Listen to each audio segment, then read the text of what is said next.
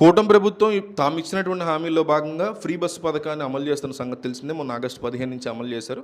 అయితే కొన్ని చోట్ల చాలా ఇబ్బందికర పరిస్థితులు వస్తున్నాయి. తెలంగాణలో కూడా మొదట్లో అట్లాగే వచ్చాయి. ఆ తర్వాత అలవాటు అయిపోయిందో మరి అడ్జస్ట్ అవుతున్నారో ఇంకా కొట్టుకు చేస్తున్నారో తెలియదు కానీ ఆంధ్రప్రదేశ్లో కూడా చాలా రకాల ఇబ్బందులు వచ్చాయి. అవి ఏంటంటే బస్సుల యొక్క కొరత.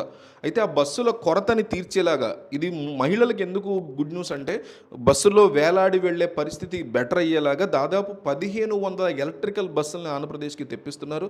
తద్వారా వేరే రాష్ట్రాల్లో మహిళలు ఇబ్బంది పడుతున్నట్టుగా బస్సుల కొరత. ఇప్పుడు ఆబ్వియస్లీ ఫ్రీ బస్ అయినా సరే చాలామంది వస్తారు.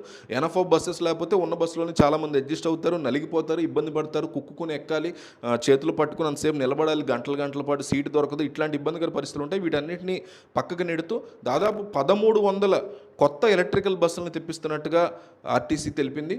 తద్వారా చిన్న ప్రాంతాలకు కూడా నడిపేలాగా ప్లాన్ చేస్తున్నట్టుగా తెలిపింది. సో ఈ స్త్రీ శక్తి పథకంలో భాగంగా మహిళలకి పండుగ రోజు ఇది ఒక శుభవార్త అని చెప్పుకోవాలి.